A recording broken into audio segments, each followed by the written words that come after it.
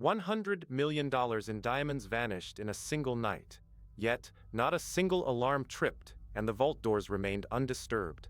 The world's most secure facility, guarded by infrared sensors, seismic detectors, and magnetic locks, was breached as if by ghosts. This wasn't just a crime, it was a masterclass in architectural manipulation. Meet Leonardo Notarbartolo, the man who supposedly pulled off the heist of the century.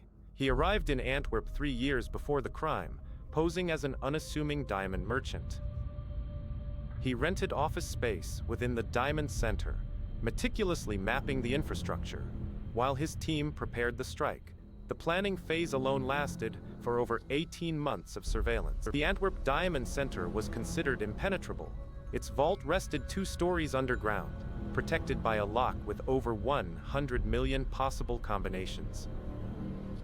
Any slight vibration would alert the police instantly, and the laser sensors were designed to detect movement as small as an insect. It was a fortress of steel and silence, waiting to be violated. When the vault was finally opened by police, they found it empty.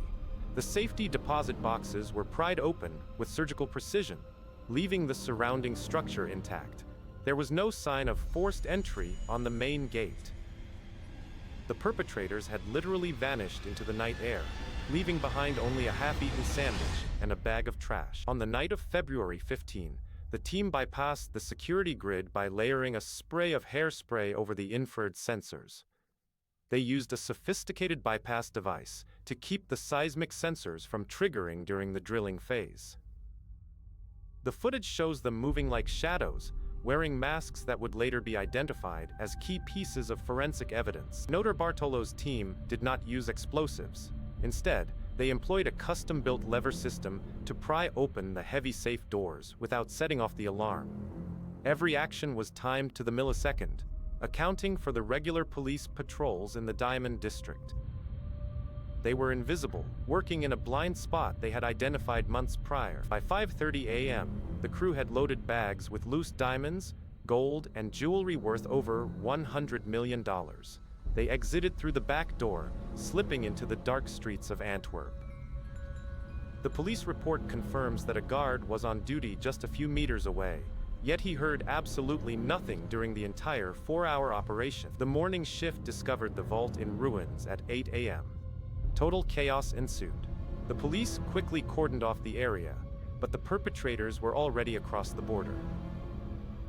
What followed was one of the largest international manhunts in European history, involving Interpol and specialized task forces from multiple nations working in tandem. Initial contradictions emerged during witness interrogations. The guard reported seeing nothing, yet CCTV logs from a nearby business showed a suspicious vehicle idling at the time of the heist. These discrepancies suggested that the crew had inside knowledge of the security blind spots, making the local police skeptical of the bank's own security protocols. The case cracked open because of a half-eaten salami sandwich found near the crime scene. DNA testing identified a small trace of saliva, which led investigators to a specific individual, Pietro Tavano. This single piece of biological evidence shattered Notarbartolo's claim that they had been perfectly careful. The forensic net began to tighten rapidly around the crew. Police followed the trail of evidence to a forest outside of Brussels. There, they found a garbage bag discarded in a ditch containing burnt documents, receipts, and even keys to the Diamond Center. It was a massive oversight for a team of professionals who had shown such extreme technical sophistication. They had left the map to their own undoing. Notarbartolo was arrested, but the trial revealed a shocking plot twist. In his testimony, he claimed the robbery was actually an insurance fraud orchestrated by the diamond merchants themselves. He argued that the vault was already empty when they arrived. He claimed they were hired to perform the break-in to cover a massive shortfall in the dealer's stock. This revelation cast doubt on everything. If Notarbartolo was telling the truth, the diamond merchants were complicit in their own ruin. Investigators were suddenly forced to look at the insurance filings and the history of the Diamond Center. Was this the greatest heist of all time, or was it the greatest corporate deception in the history of Antwerp? Forensic accountants began cross-referencing diamond shipments against the vault inventory. They found discrepancies dating back years. It appeared that the vault had been bleeding assets long before the 2003 break-in. The theft wasn't just a physical breach, it was an attempt to bury a ledger full of illicit secrets and missing stones. Leonardo Notarbartolo was sentenced to 10 years in prison, but the bulk of the diamonds were never recovered.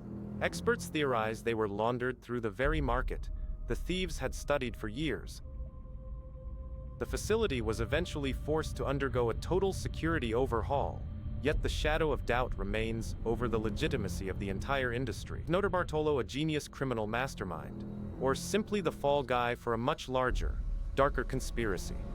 The fact that he was allowed to keep his mouth shut about the potential insurance fraud for years suggests a level of power beyond a simple group of thieves.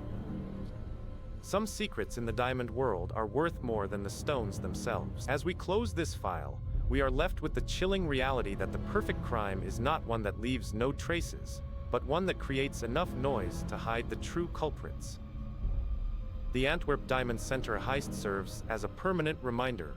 When you look closely at the light reflecting off a diamond, you miss what's hiding in the dark. If you want to unravel more mysteries hidden in the cracks of history, ensure you subscribe to this channel.